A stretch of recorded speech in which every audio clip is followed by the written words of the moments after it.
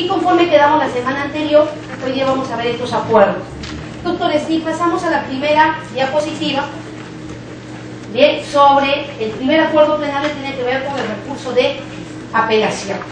Entonces lo que hacemos, doctores, es más o menos acordarnos de algunas cosas que ya se habían trabajado en torno a lo que viene a ser el recurso de apelación y que son decisiones que de todas maneras tenemos que leer y tomar en cuenta para el examen. Además del acuerdo plenario 1-2014, yo tengo que fijarme en esta sentencia del año 2010, que es una sentencia del Tribunal Constitucional que desarrolla, doctores, el derecho a recurrir y lo que es la garantía de instancia plural. Entonces, esta sentencia, que es del caso Fujimori, me dice cuál es la relación entre derecho a recurrir y además la garantía de instancia plural. Porque si recordamos, doctores, la relación, digamos, más que la relación, si recordamos el texto del título preliminar del nuevo Código Procesal Penal, el título preliminar del nuevo Código no reconoce, doctores, la instancia plural como tal, sino nos habla de el derecho a recurrir. Entonces, entiéndase que cuando hablamos del derecho a recurrir, justamente estamos hablando del derecho de impugnar, el hecho de que uno pueda cuestionar los actos procesales que considere convenientes, básicamente actos que están contenidos en decisiones judiciales, autos, decretos, sentencias. Cuando hablo de la instancia plural, estoy hablando de una garantía mayor, doctores, que es el derecho que uno tiene a la revisión de determinados asuntos por un superior. Entonces, como que el derecho a recurrir es la manifestación específica de la instancia plural. La relación que existiría entre ellos es una relación continente-contenido. Sin embargo, doctores, este derecho a recurrir, que deriva del derecho de instancia plural, es un derecho cuyo contenido no está fijado en la Constitución. Es un derecho de configuración legal. Es un derecho fundamental porque a través de él yo puedo materializar esta garantía de instancia plural, pero entiéndase que las condiciones de aplicación no están en la Constitución. ¿Cuántos recursos hay? ¿De qué modo se plantean los recursos? ¿En qué plazo? ¿Contra qué resoluciones? Todo el contenido está en la ley. Código Procesal Civil, Ley Procesal del Trabajo, Código Procesal Constitucional, nuevo Código Procesal Penal. Entonces es un derecho fundamental, pero un derecho fundamental de configuración legal. Y entiéndase que no es un derecho absoluto. Justamente su configuración legal permite, doctores, que nosotros podamos advertir, digamos, que tiene ciertos límites. No es que uno impugna todo lo que se le da la gana, no es que uno impugna cuando quiere, sino que hay plazos para impugnar, hay ciertas resoluciones que se pueden impugnar y otras tantas que no. Pero cuando el Tribunal Constitucional, doctores, trata de darle contenido a esta garantía de instancia plural, nos dice mucho cuidado, porque no todo recurso materializa la instancia plural. No todo recurso tiene como finalidad garantizar la instancia plural. ¿Qué recurso tendría que ser el que consideremos para considerar realizada la instancia plural? Uno, doctores, un recurso que permita revisar la forma y el fondo. O sea, que uno pueda ver no solamente cuestiones de debido proceso, sino que también puede haber temas de aplicación de la ley, no sé, interpretación, valoración de la prueba. Segundo, que sea un recurso de fácil acceso, en el sentido, doctores, de que no necesitemos muchos requisitos para interponerlo, no es que haya muchos filtros para su interposición, y que esto pueda ser visto por un superior que necesariamente sea colegiado y entiéndase plural. Bueno, colegiado, entiéndase plural, y además experimentado. Cuando uno ve viendo estos tres requisitos, ¿qué encuentra, doctor? Recurso que me permite revisar la forma y el fondo. De hecho, que no es cualquier recurso el que permite ingresar a todos los aspectos, tanto de derecho, de hechos, de prueba, de forma. Entiéndase que, por ejemplo, la casación prevé cuestiones específicas para revisar, pero que todo pueda ser revisable no es vía casación. Por otro lado, fácil acceso. Cuando hablamos de la casación, doctores, hay una serie de filtros. Procede con determinado tipo de resoluciones, hay que tener determinado tipo de pena, hay que tener cierta pretensión en cuanto a la reparación civil. Por lo tanto, no es que todo puede ser materia de casación. Si se dan cuenta, hasta ahí la casación no sería el recurso que garantiza la instancia plural y que sea visto por un superior. Es lo único que la casación cumpliría, porque entiéndase que es visto por la Sala Penal de la Corte Suprema. Es una instancia plural y también de bastante experiencia, pero no cumple los primeros dos. El otro recurso que no cumple con todas estas condiciones es el recurso de reposición, porque solamente procede contra decretos y no lo ve un superior, lo ve el mismo juez. Entonces nuestro Tribunal Constitucional, doctores, termina diciendo que el recurso que en nuestro país reúne todas estas condiciones y que debe considerarse como el recurso que garantiza la instancia plural, entiéndase que es el recurso de apelación. Entonces no estamos hablando de cualquier cosa, doctores. El Acuerdo Plenario 1-2014 no está desarrollando cualquier tema, está desarrollando uno de los temas más importantes dentro de un proceso, porque entiéndase que este recurso que estamos viendo y que podría cambiar de denominación, de lo que en el Perú le llamamos apelación, es el recurso que garantiza la instancia plural, de modo que tiene cierta relevancia constitucional. Ahora, en esta parte nos dice el Tribunal Constitucional que el Estado nos tiene que garantizar un mínimo cuando se habla de instancia plural. El Estado nos tiene que garantizar un mínimo a través de este derecho de recurrir. ¿Qué mínimo? Que por lo menos yo pueda recurrir a aquellas decisiones que me afectan derechos. De hecho, que tiene que estar garantizado como mínimo el que uno pueda recurrir a una sentencia condenatoria. Segundo, que uno pueda recurrir más allá del tipo de proceso cualquier resolución que restringe derechos, que podrían ser, no sé, medidas coercitivas en penal, medidas cautelares en civil. Es lo mínimo que me puede garantizar. Pero además, aquellas resoluciones que me niegan el acceso a la justicia. De modo que si por ahí hay una resolución de improcedencia de la demanda, yo debo tener un recurso de apelación. Ojo, este es el mínimo que debo de tener. No interesa qué proceso sea. Que el Estado me quiera dar más, ya es cuestión de él. Pero por lo menos, revisando la norma procesal, en estos tres aspectos yo debo tener la posibilidad de un recurso de apelación. Eso hace la sentencia que estamos comentando, que es esa 4235-2010, que es la sentencia para ver el contenido de lo que vendría a ser la instancia plural y el derecho a recurrir, desde un punto de vista constitucional. A pesar de que nace de un tema penal, ¿no? Pero esto se puede aplicar tangencialmente a cualquier tipo de proceso. Lo siguiente, doctores, es el problema que se plantea en el nuevo Código Procesal Penal. El problema que se plantea en el nuevo Código Procesal Penal tiene que ver cómo diseña el nuevo Código Procesal Penal la apelación.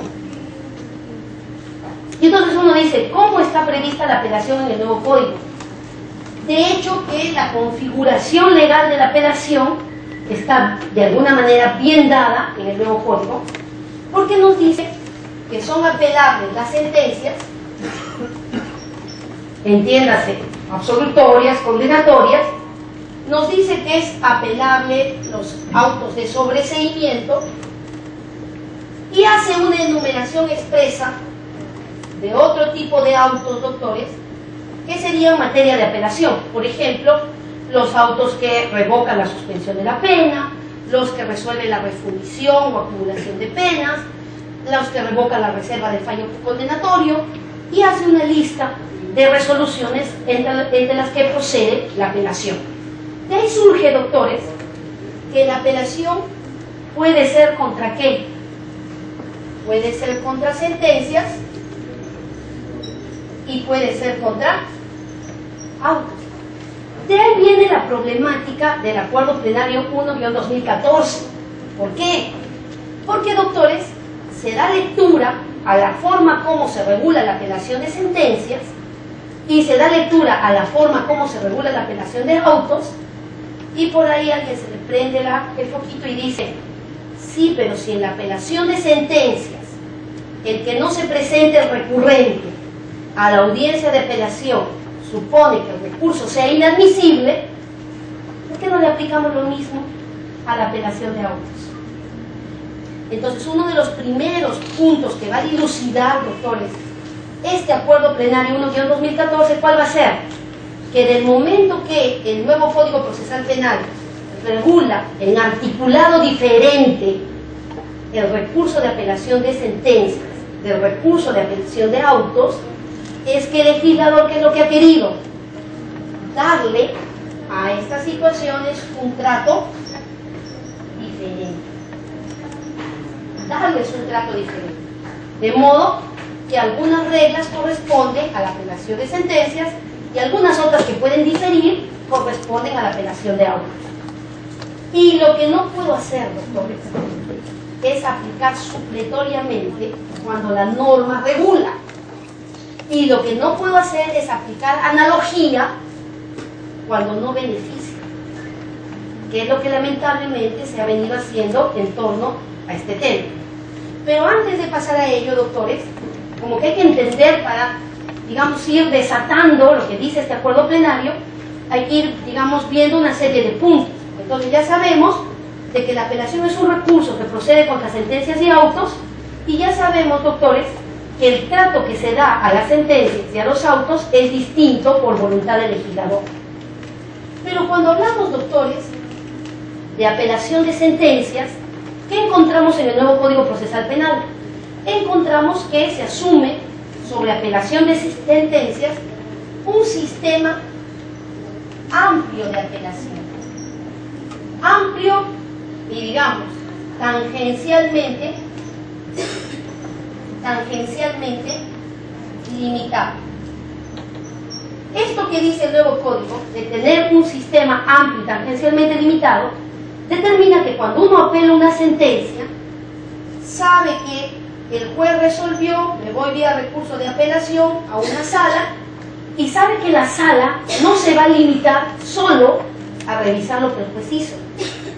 Al ser un sistema amplio, doctores, cuando uno apela una sentencia, puede haber en segunda instancia un nuevo. Eso es importante para lo que vamos a desarrollar, porque eso va a permitir explicar si se necesita o no se necesita en audiencia la presencia del recurrente. ¿Bien? Y hay que tener claro que en apelación de sentencia, bueno, lo que viene después de la primera instancia no es la simple revisión de la decisión, como de repente tenemos en el Código del 40, que uno apela, va a una audiencia, una vista de la causa, y lo que hacen los superiores es ver lo que de alguna manera hizo el inferior, y lo que tú tienes que hacer es simplemente presentar alegatos. Bueno, pues en apelación de sentencias en el nuevo código, esto no se reduce a una sola presentación de alegatos. En algunos casos puede suponer todo un nuevo juicio. ¿Por qué? Porque existe la posibilidad de ofrecer nueva. ¿Bien? Pero también, doctores, es importante saber que el nuevo Código Procesal Penal se guía bajo un principio dispositivo. Entiéndase que como es un modelo acusatorio, es un sistema que no depende del Estado ni de la voluntad del juez. Es un sistema que se moviliza, que digamos tiene una dinámica a partir de la voluntad de quién, a partir de la voluntad de las partes.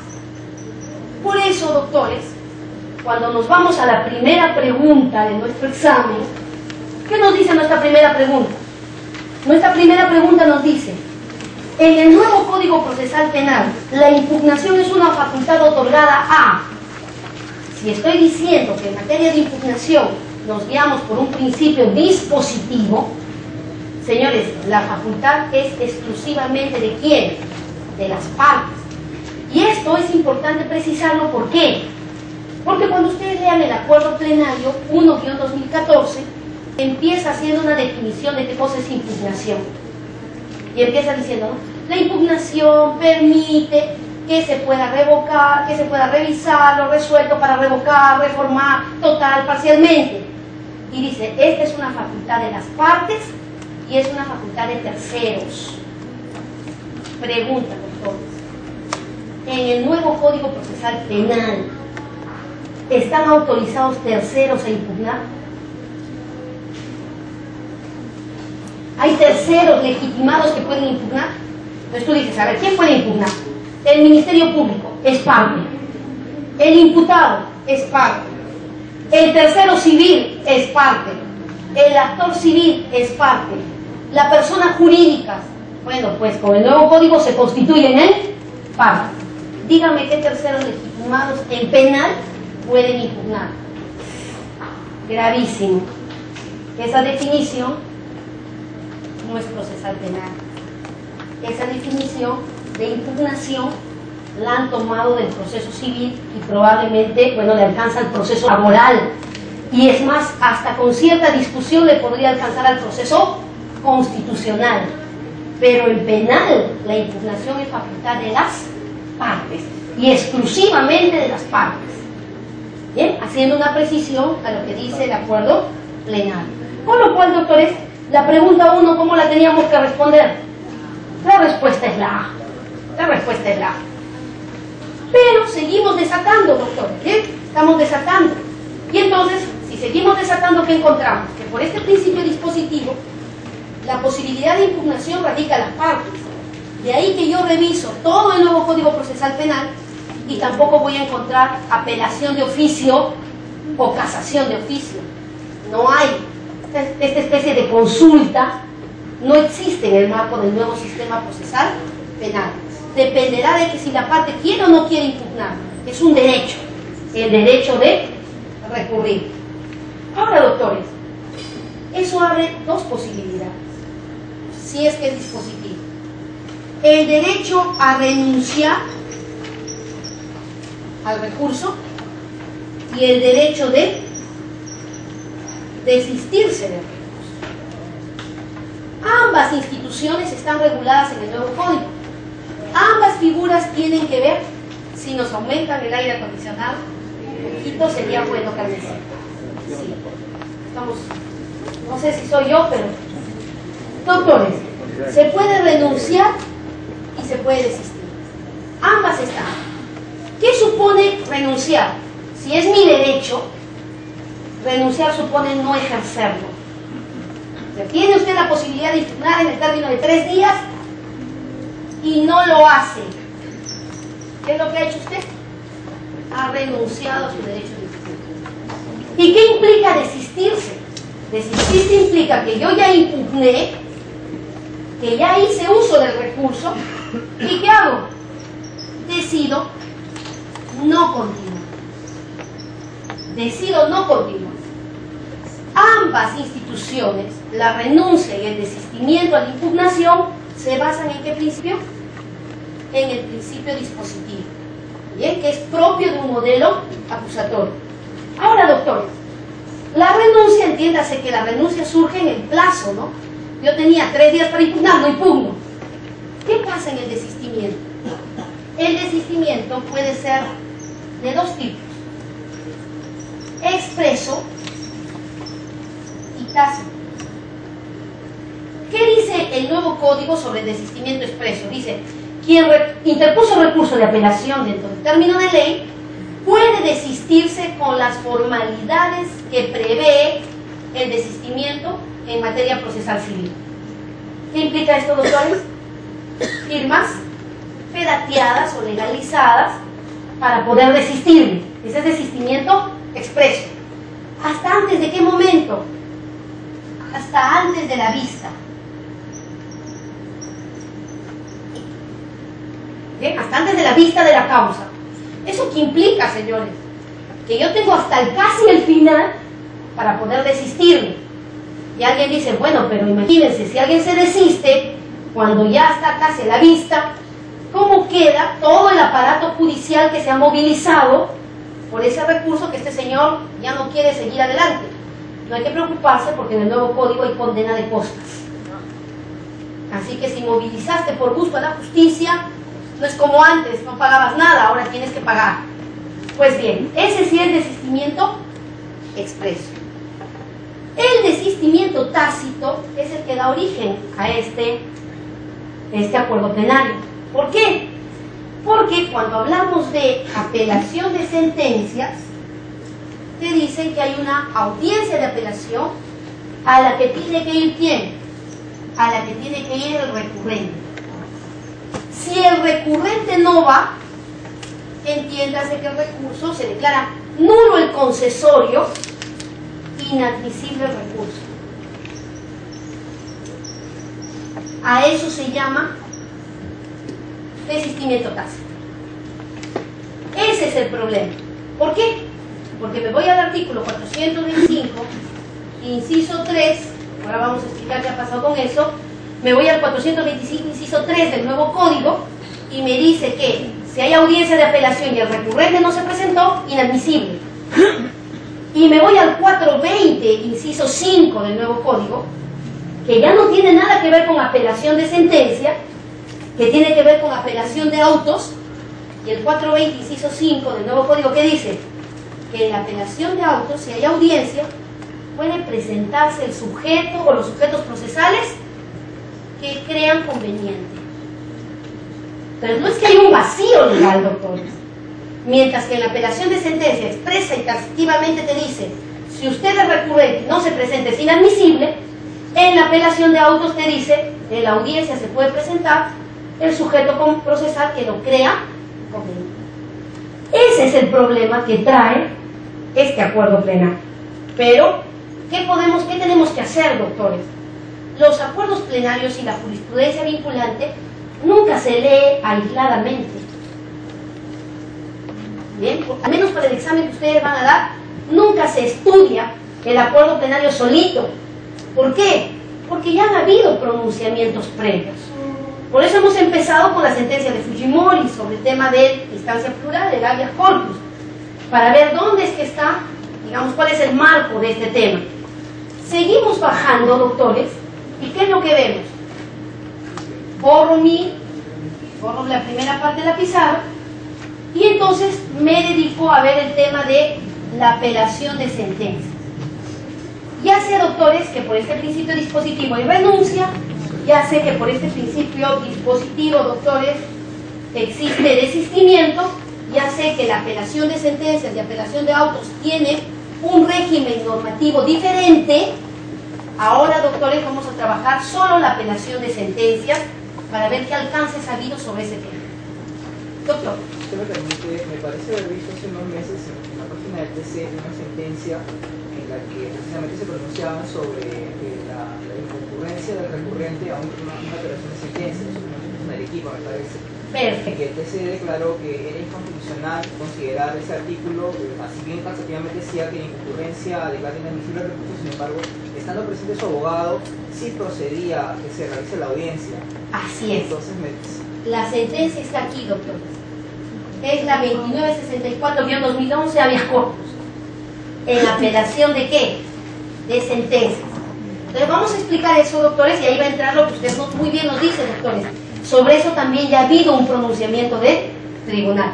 Pero no puedo leer esa sentencia del tribunal, porque ojo, ya me ha pasado, miren que el acuerdo plenario ha salido hace poco, y ya me han levantado la mano y me han dicho, doctora, el Tribunal Constitucional hace unas semanas ha sacado esta sentencia y ahora el acuerdo plenario dice esto. ¿A quién le vamos a hacer caso? Yo le he dicho, un momentito, doctor. Los dos se están pronunciando por temas diferentes. No son contradictorios, al contrario, yo diría que es complementario. Que hay que saber todo esto como para entender lo que ha sucedido. Entonces, muy bien, doctor, esa sentencia existe y tiene que ver con recursos contra sentencias. Entonces, ¿qué sucede, doctores, cuando hablamos del recurso contra sentencia? Ya hemos dicho que ahí adoptamos un sistema de apelación amplio y tangencialmente limitado. Eso quiere decir que existe la posibilidad que en segundo nivel, en segunda instancia, se abre un nuevo juicio. Cuando yo interpongo un recurso de apelación contra una sentencia, doctores, las posibilidades de impugnación giran en torno a varios aspectos. Yo puedo estar cuestionando cuestiones estrictamente de derecho, que si es típico, que si no es típico, que si era la causa de justificación perfecta o no lo era, que si la pena debía ser más o la pena debía ser menos. También puedo entrar en un tema de valoración de prueba. ¿Bien? ¿En qué sentido? De decir que el juez ha dado valor a la declaración de la víctima y saben que es lo único que había, o el juez ha basado en condenar a partir de indicios y esos indicios no son suficientes. ¿Bien? Como que también puedo ir a decir, ¿saben qué, señores? Yo tengo nueva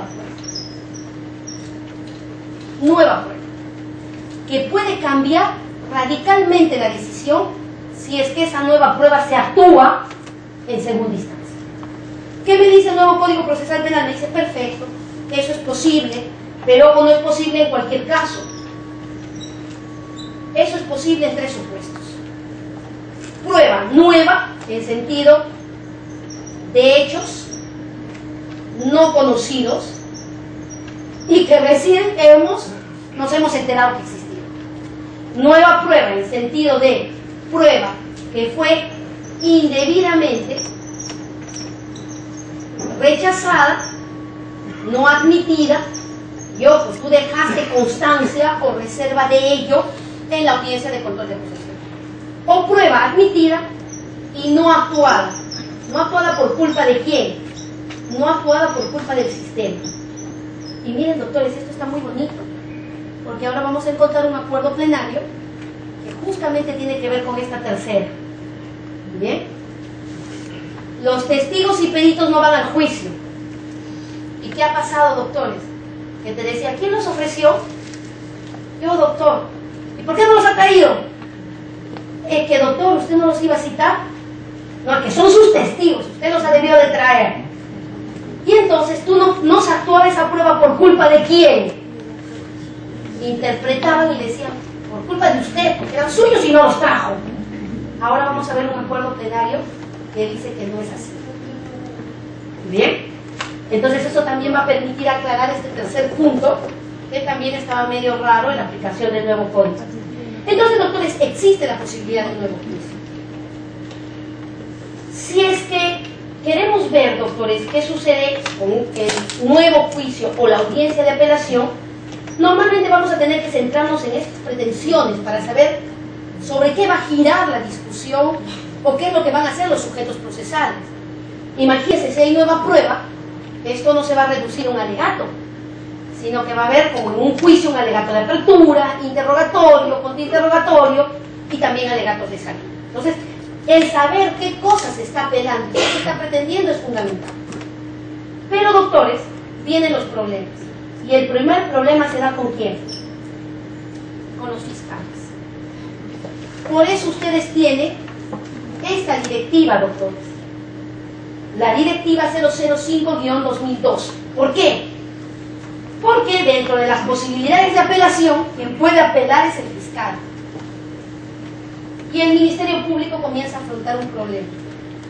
Que el fiscal provincial apelaba y el fiscal superior no iba a la audiencia. O el fiscal apelaba, el fiscal provincial apelaba, el fiscal superior iba a la audiencia y no sabía qué tenía que decir o hacer.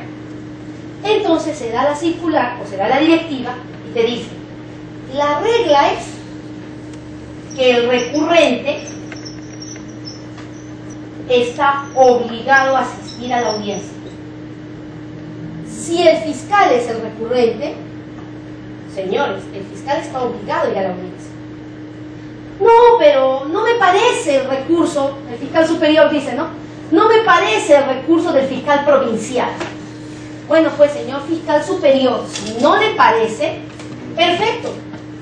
Usted tiene el desistimiento, pero no es que no va a la audiencia. Tiene que desistirse en forma expresa y motivada. Porque el asunto era, no me parece el recurso del fiscal provincial, no voy a la audiencia.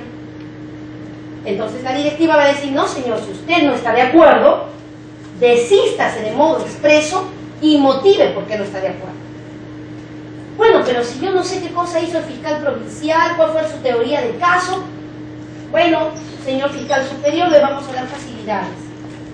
Converse usted con el fiscal provincial y si quieren, vayan juntos de la mano a la audiencia. Que el fiscal provincial lo va a ayudar en la audiencia. De manera que no es que usted no sabe qué cosas se impugnó y qué cosas se hizo.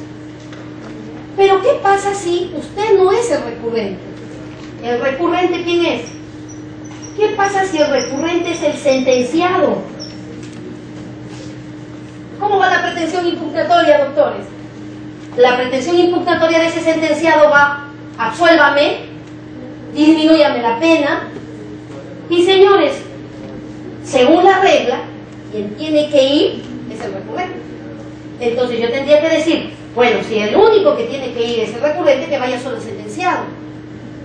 Pero no, porque alguien tiene que contradecir su pretensión. Y entonces la directiva dice, si el sentenciado impugnó, el fiscal está obligado a ir. ¿Por qué está obligado a ir? ¿Por qué le tiene que hacer el contradictorio? Él entiende que tiene que velar por el interés del Ministerio Público y el interés persecutor.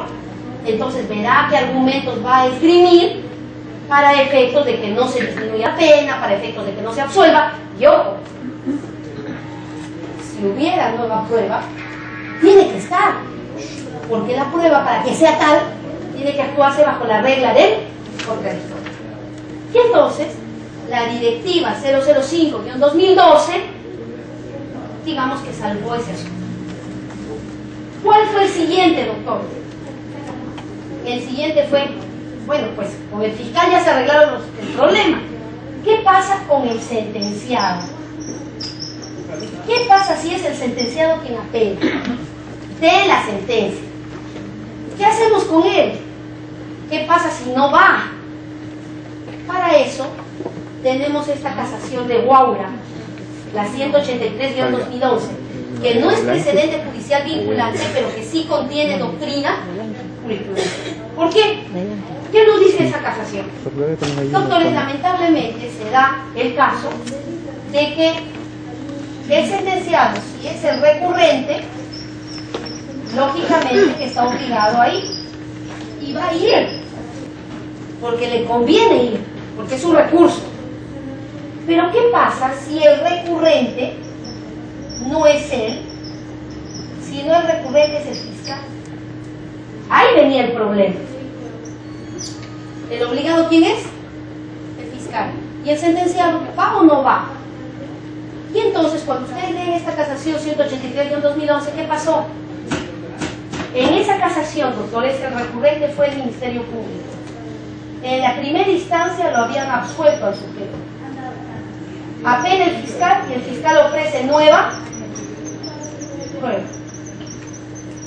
¿Bien? ¿Con qué pretensión está planteando nueva prueba, doctores? Con la pretensión de que en segunda lo condene. ¿Saben qué sucedió en ese caso? No se notificó, o no se notificó válidamente al sentenciado. La audiencia se hizo ¿con quién? Con el fiscal. Nada más, a pesar de que hubo actuación de nueva prueba, y la sentencia condenatoria salió publicada en la página web del Distrito Judicial. Entonces, cuando esto va en casación, ¿qué dice la Corte Suprema? Un momentito, señor. Si este es el escenario, el fiscal está obligado porque es un recurso. Pero, ¿tiene o no tiene que ir el sentenciado?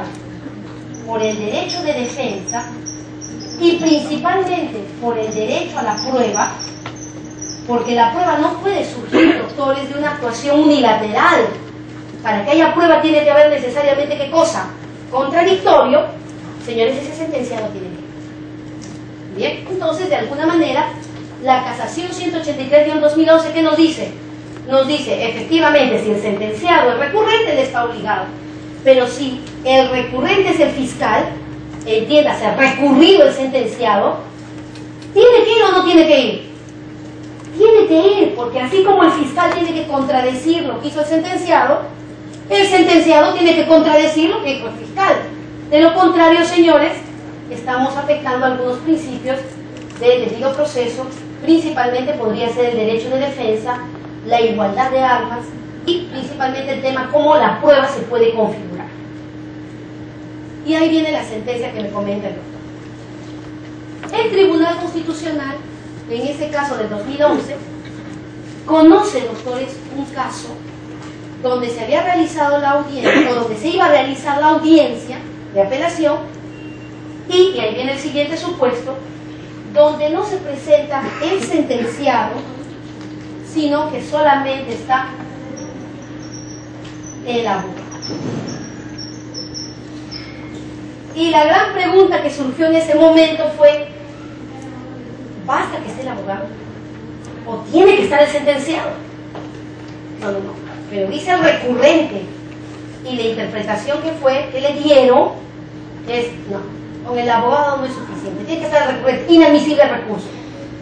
Con lo cual este señor plantea su habeas corpus. Y al plantear su habeas corpus, ¿qué dice el tribunal? Hace una interpretación del artículo, una interpretación constitucional, y dice, basta con que esté el abogado. Basta con que esté el abogado en la audiencia.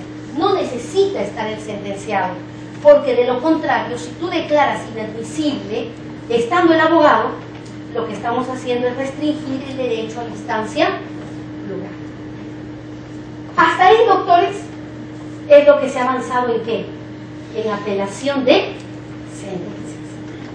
¿Por qué es necesario? Y ojo, el acuerdo plenario lo dice. ¿Por qué es necesario que en la audiencia que se da por la apelación de una sentencia esté en el recurrente, y en muchos casos también es obligatorio que esté recurrido? Porque, doctores, no hay juicio sin contradictorio. La pregunta sería si en apelación de auto se arma un juicio. Cuando tú apelas un auto, ¿se arma un juicio en segunda instancia? ¿Qué es lo que se da en segunda instancia cuando apelas de un auto? Únicamente la revisión de lo resuelto. Y para eso, señores, necesitas, digamos, que estén presentes los sujetos, y es ahí donde viene la discusión. ¿Por qué? Porque se manejan dos posiciones. Aquellos que dicen, si es que en la apelación de un auto el recurrente no está, entonces, señores, no es posible realizar la audiencia sin él. Hay que declarar inadmisible. Y la otra posición que dice, ¿saben que no procede la inadmisibilidad?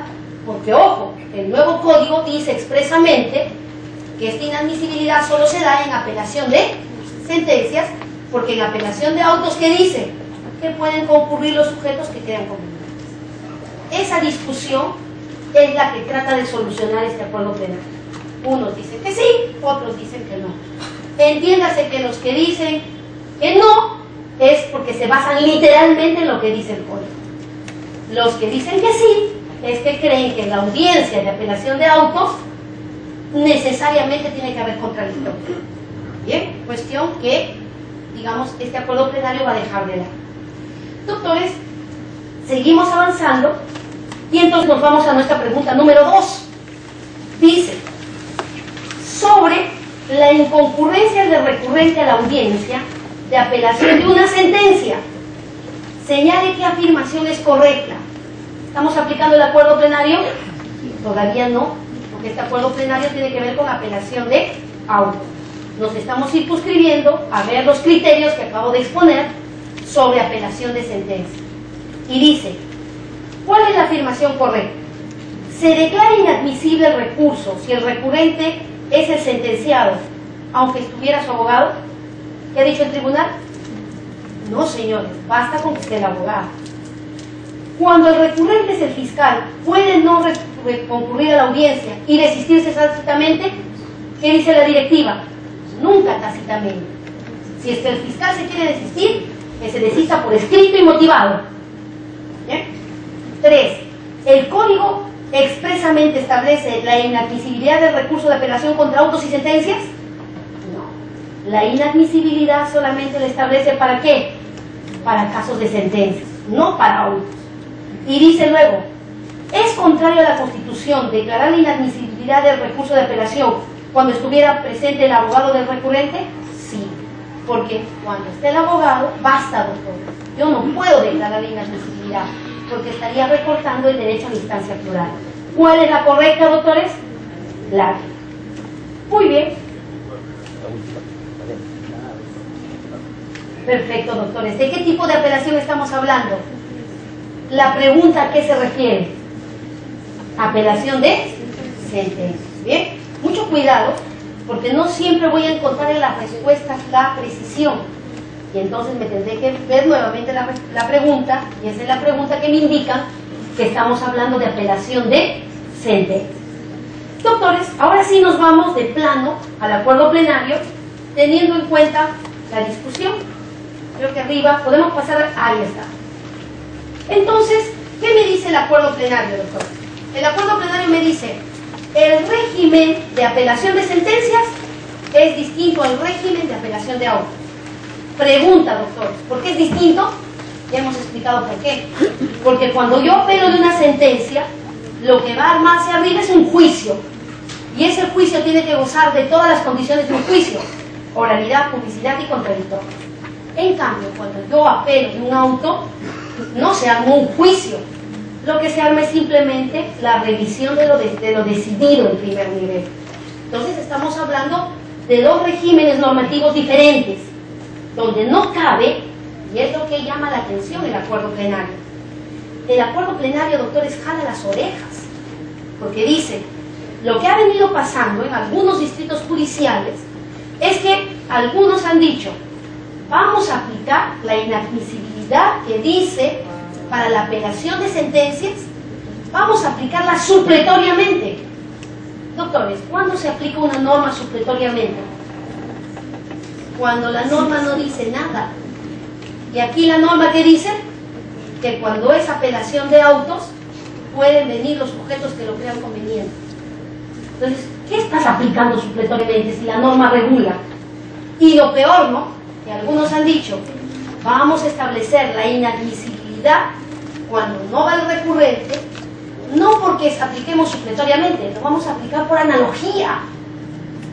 Y doctores, la analogía sí se aplica en el nuevo Código Procesal Penal, pero solo si es analogía bonam parte. ¿Es bonam parte cuando tú le vas a declarar inadmisible? No, al contrario, es madam parte. Entonces, el acuerdo plenario llama la atención sobre los criterios que en ese momento se han tenido para la aplicación y dice, señores, en la audiencia de apelación, que no es necesario que esté, porque no es un nuevo juicio, si no está, no hay problema, porque la presencia, ¿cómo es? Facultativa. Y entonces, ¿declarar inadmisible? No. ¿El superior qué hará si es que el recurrente no va? Simplemente no fue. Y lo que hará es decidir sobre el fondo, que es materia de recurso de apelación, pero no le aplicamos la inadmisibilidad. Bien, doctores, porque esa presencia es facultativa. Con lo cual, resolvemos, doctores, la pregunta 3. Si el recurrente no concurre a la audiencia de apelación de un auto, ¿qué le corresponde al órgano revisor? Que se pronuncie sobre el fondo, ¿en provecho de qué? En provecho de que la causa siga regularmente y no haya, bueno, digamos, estos problemas que se suelen dar. ¿Cuál es la respuesta correcta, doctores? La C. Muy bien. Pasamos al siguiente acuerdo plenario, doctor. Pasamos al siguiente acuerdo plenario, el acuerdo plenario 2-2014. Cuando leí este acuerdo plenario 2-2014, doctores, el título, leí el título y yo dije, ¿qué pasó aquí? porque decía diferencia entre extorsión y receptación. Y yo dije, pero una cosa así no pueden haber hecho un acuerdo plenario. ¿Quién se va a confundir la extorsión con la receptación? O sea, no me cabía, doctores, que podía haber confusión. Pero sí ha habido confusiones. Increíble, pero cierto, ha habido confusión. La confusión, doctores, que plantea este acuerdo plenario, se refieren a un hecho nada más. ¿Cuál es el hecho que genera esta situación? Que se haya producido un hurto o que se haya producido un robo de ¿qué? De vehículo automotor. Y que ese vehículo automotor, doctores, quiera ser entregado ¿a quién? Al agraviado. Pero se presentan dos hipótesis en esta situación. Que digamos, se llevaron mi auto y yo recibo una llamada telefónica que dice: señora, ¿sabe qué? Nosotros tenemos conocimiento de dónde está su vehículo. Nos gustaría que usted nos diera algo de recompensa. Hasta ahí la conversación está muy bonita, ¿no? De repente usted podría, no sé, colaborarnos con 3.000, 2.000, y hasta ahí está bien. Y me dice, pero si usted no nos da nada, olvídese de su vehículo. O sea que podría ser una comunicación en la cual existe una amenaza. Y la otra posibilidad es que me den una llamada por teléfono y me diga: señora, tenemos su vehículo, mire, está en nuestro poder, nos gustaría, o sabemos dónde está, y entonces nos gustaría que usted lo pueda ubicar, pero, no sé, por la colaboración, ¿le parece que nos podría dar alguna cosa? ¿Cuánto quieren ustedes? 2.000, no mucho, de repente 1.500, perfecto, quedamos en 1.500. ¿Qué hemos hecho? Negociación, una negociación. Entonces, el punto de partida del acuerdo plenario es un hecho concreto que hoy día es muy frecuente, doctores, que sucede a partir de un delito contra el patrimonio que involucra un vehículo automotor y sobre el cual hay una persona que pretende una cantidad de dinero, pero que quiere obtenerla, uno, o amenazando, o que la quiere obtener de buena manera, digamos, negociando. Ese es el punto que genera la confusión.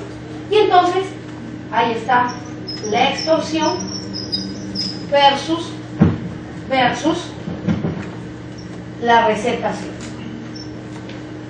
Ese es el problema que se ha venido dando. Dice claramente la Suprema que ha habido problemas en cuanto a la tipificación. Entonces recordamos, doctor, el sujeto activo en una extorsión puede ser cualquier persona. Ojo, que cuando ustedes ven el acuerdo plenario y no lo dice, da el ejemplo, dice que a veces la persona que llama puede ser un policía. Entonces a veces quien te llama es la policía, que dice: señor, hemos encontrado su auto, y el que te negocia o el que te pide bajo cierta amenaza es un policía. Ojo, si fuera una extorsión y no fuera cualquier persona y fuera un policía, estamos ante un servidor o funcionario del Estado dentro del marco del 425 del Código Penal, que bueno, no se preocupa mucho de diferenciar qué es funcionario o servidor, pero en la lista aparecen los policías. Y eso en una extorsión, ¿cómo funciona? Si es que es un policía, ya no es una simple persona, está afectando ciertos deberes. Ahí se configuraría como agravante. El acuerdo plenario señala el hecho, doctores, pero no indica expresamente que tenga que ser en ese caso una extorsión agravada. Nosotros le aumentamos el comentario porque sí, el hecho de condición de funcionario servidor agravaría la extorsión. La extorsión, ¿qué supone, doctores, a nivel de conducta típica? A nivel de conducta típica, la extorsión supone el uso de ciertos medios comisivos que implican necesariamente violencia, amenaza y mantener a una persona como rehén. Y veíamos en clases anteriores, porque eso nos había venido en el balotario, ¿se acuerdan? De que si fuera la extorsión manteniendo a una persona como rehén, estaríamos ante el llamado secuestro extorsivo. Los medios comisivos son la violencia, amenaza o mantener como rehén. Pero el núcleo de la acción típica de, digamos, extorsión es la disposición patrimonial. Cuando hablamos de una extorsión, uno no le quita nada al sujeto. El sujeto lo que hace es entregarte el dinero o entregarte lo que le solicitaste. Esa disposición patrimonial es el núcleo de la acción, porque entiéndase que ahí se configura o se consuma el delito. Bueno, ¿qué pasa, doctores, con la receptación? En ambos casos, ojo, el bien jurídico protegido es el patrimonio en primera línea. Ambos son delitos contra el patrimonio. Sin embargo, hay que hacer la diferencia de que la extorsión termina siendo un delito pluriofensivo respecto a la receptación, que es solo monoofensivo. ¿No? Acá puede estar de por medio también la integridad y, por cierto, también la libertad de la persona. Doctores, la receptación, en cuanto al sujeto activo, puede ser cualquier persona, excepto ¿quién? Excepto el autor del delito precedente. ¿Por qué?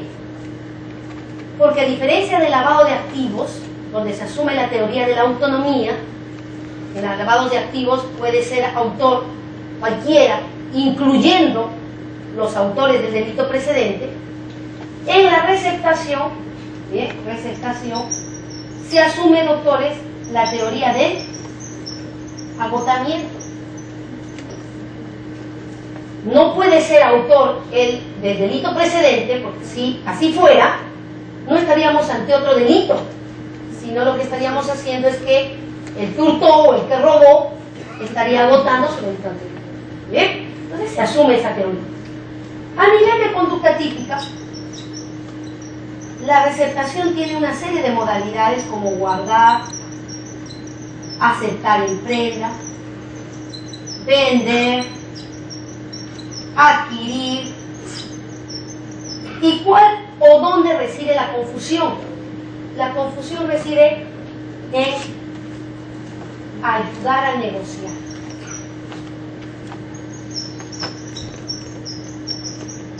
Ayudar a negociar. Acá vamos a hacer algunas precisiones, doctores, pasando también a la siguiente diapositiva. Pasamos a la siguiente diapositiva, pero hacemos algunas precisiones, doctores. A nivel de conducta típica, de lo que vendría a ser, digamos, la receptación. La receptación cuenta con medios comisivos. Miren, la extorsión cuenta con medios comisivos. ¿La receptación cuenta con medios comisivos? No, doctor, porque todo lo que he descrito acá son acciones típicas, no son medios. Entonces, yo voy viendo que la extorsión es un delito pluriofensivo. Estoy viendo que la receptación es un delito monoofensivo. A nivel de sujeto activo, la receptación tiene una característica singular, que puede ser cualquier persona menos el autor del delito precedente, cuestión que no sucede en la extorsión, que la extorsión puede ser cualquier persona. La extorsión tiene medios comisivos, la receptación no tiene medios comisivos. Y hasta ahí, doctores, tú dirás, bueno, pero esas son diferencias. Sí son diferencias. Que ojo, el acuerdo plenario no toca. ¿Por qué no toca, doctores?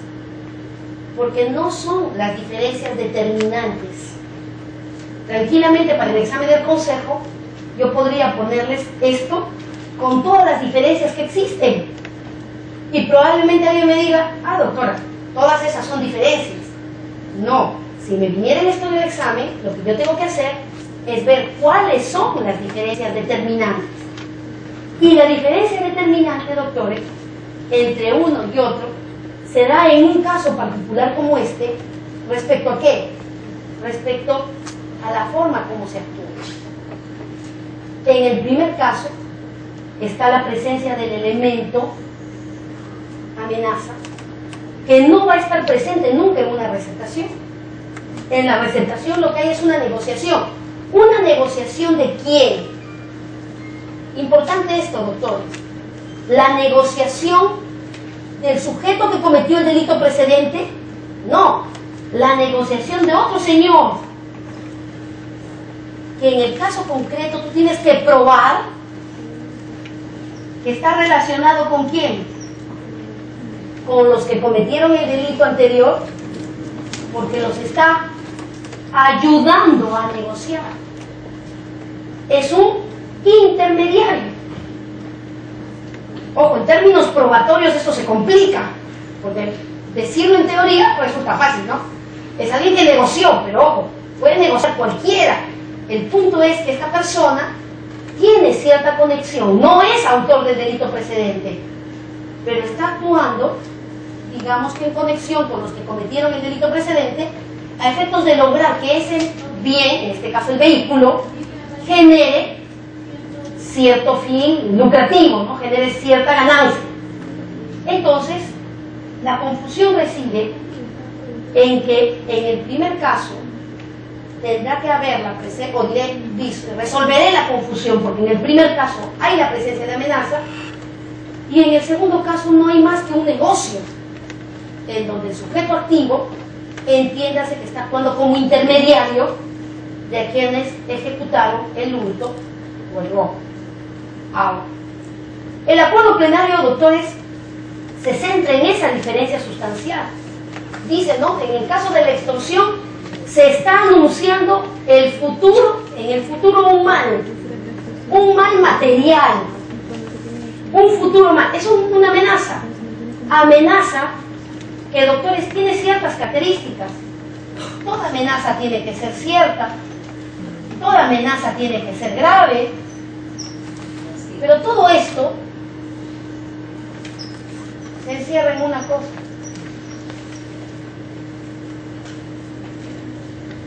tiene que ser una amenaza idónea. ¿Idónea para qué? Idónea para lograr que esta persona haga la disposición patrimonial. Entonces, cuando uno va leyendo la literatura sobre la amenaza, te dice, tiene que ser inminente, tiene que ser cierta, tiene que ser seria, ¿bien?, tiene que ser grave. Bueno, si es seria, si es grave, si es inminente, todo eso, ¿qué la hace? Una amenaza idónea para lograr que la víctima disponga de su patrimonio. ¿Eso está presente en la receptación? No. En la receptación lo que tenemos es un negocio, donde hay ¿no?, una oferta, una aceptación, entiéndase, como en todo negocio, unas tratativas, pero no existe la amenaza de por medio. Y si pasamos a la siguiente diapositiva, doctores, hay algunas otras diferencias más. Bien, ahí está. El agente va a tener finalidad lucrativa. Doctores, esa diferencia es irrelevante.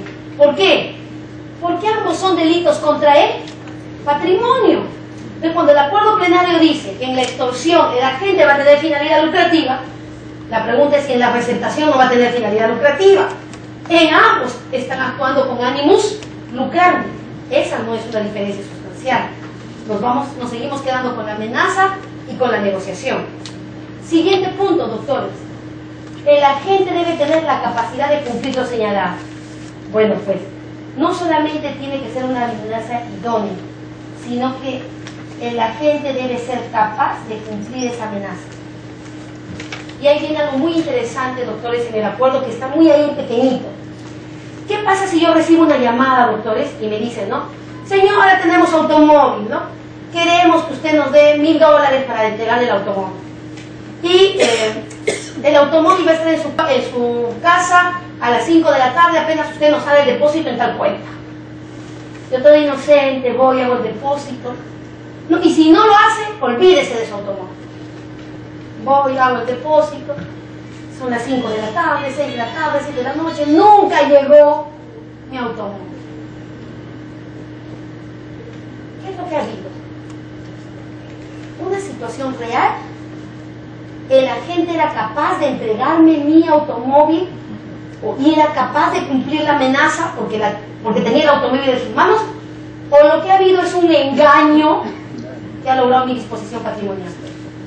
Si no hay amenaza y no hay negociación y lo que hay es engaño, eso no es extorsión ni receptación, eso es estafa.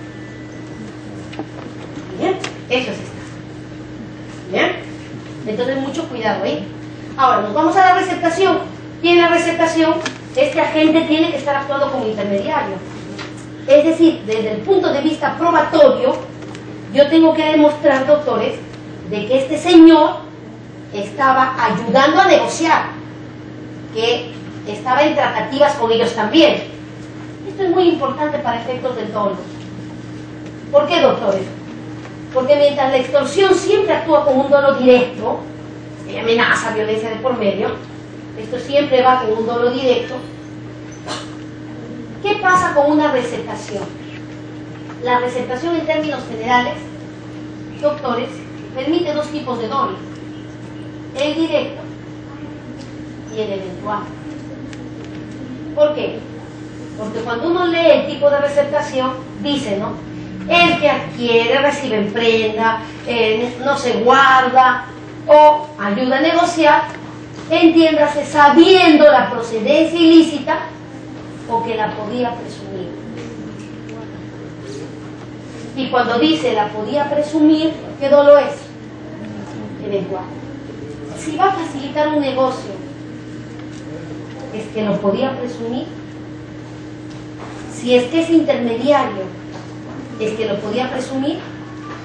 Miren que esa parte, doctores, no es tratada por el acuerdo penal. Es importante, porque viene la parte subjetiva del delito. Dígame, doctor. Pero si antes que se cometa un delito en un grupo criminal, uno es el que se encarga de ubicar el vehículo, otro es el que se encarga de buscarlo o robarlo, y otro es el que tiene la misión de luego negociar, ¿seguimos hablando de receptación para el último? Ah, buena pregunta. Lo que pasa si es una organización criminal, ahí podríamos seguir hablando de receptación, o si es que sí estamos hablando solamente de un delito de contra el patrimonio, de robo, y digamos no de un tema de receptación. Hay, doctores, habría que ver, digamos, para empezar, uno podríamos ver si es un concurso de sujetos en donde se han puesto de acuerdo eventualmente para cometer este hecho, con lo cual es fácil ahí disgregar y decir que unos han cometido el delito de, digamos, robo, y este señor, dentro del acuerdo, pero finalmente es un acto independiente, se está encargando de la negociación como acto autónomo, porque no ha tenido ninguna participación en los actos iniciales. Y digamos que ese reparto de ese acuerdo, de ese plan criminal, determinaron las acciones. El tema se hace mucho más difícil cuando es organización criminal, porque en organización criminal, doctores, tranquilamente esa persona ha participado no solo de la decisión criminal, sino que puede haber participado en muchos actos, entre ellos la negociación, con lo cual hasta podríamos estar quebrando la teoría del agotamiento y no hablar de un receptor. Es más, si es una organización criminal, hasta podríamos estar hablando de lavado de activos si es que es robo, porque acuérdense, doctores, que se ha modificado la norma y se ha incluido el robo. ¿Bien? Ahí es más difícil determinar. En concurso, doctor, no hay ningún problema. En un tema de organización criminal, no necesariamente, porque puede estar ante una situación en la que han venido realizando una serie de actos dentro de todo su plan criminal y dentro del modus operandi no está tan claro el poder definir la autonomía de una conducta respecto a otra. ¿Bien? Con lo cual borraríamos la receptación porque pasaría a ser un agotamiento o podría ser lavado de activos dependiendo de que fuera solo robo en organización criminal. Ahora, doctores, en este punto, se me fue. Habría que probar que ayudó a negociar y habría que probar, digamos, la conexión, porque es un intermediario. Y ahí viene el punto. el acuerdo plenario no ha indicado si el que facilita la negociación actúa con dolo directo o actúa con dolo eventual. ¿Bien? A mí me parece que cuando uno dice ayudar a negociar, doctores, es una modalidad de complicidad que ha sido elevada al rango de delito. Y al ser una modalidad de complicidad que ha sido elevada al rango de delito, la única forma de dolo que se podría aceptar es el dolo directo. Me parece. Sin embargo, el acuerdo plenario sobre ese tema guarda absoluto silencio. Ahora, doctor, bueno, la gente no debe haber participado en el delito precedente, esa es una característica de la receptación, y como es vehículo automotor, en receptación constituye esto una modalidad agravada. Doctores, nos vamos a nuestro examen. Dice, la amenaza en el delito de extorsión, ¿cómo debe ser? Idónea para determinar la voluntad del sujeto pasivo, ¿no? Idónea para determinar la voluntad del sujeto pasivo. Esa sería la C. En la 5, doctores, en la 5, si Juan se presta a llamar a María por encargo de los autores del robo para proponerle la recuperación de un vehículo que fuera objeto de robo a cambio de una suma de dinero, que ante la imposibilidad de pagar dicha cantidad ingresa en tratativas hasta llegar a un acuerdo, la conducta de Juan, ¿cómo debe ser calificada? Como receptación agravada. No ha habido ninguna amenaza, doctores. Han simplemente hecho tratativas hasta llegar a un acuerdo. Entiéndase que se ha prestado a ayudar, con lo cual entiéndase que tiene una conexión con aquellos que cometieron el hecho. Respuesta correcta, la C. 6. Dice, en el caso anterior Juan logra que María le pague la suma acordada, pero era falso que podía entregarle el vehículo. ¿Qué sucedió ahí? Le engañó. Y entonces ese engaño logró la disposición patrimonial. ¿Qué delito es? El delito, doctores, entonces es el de Estado.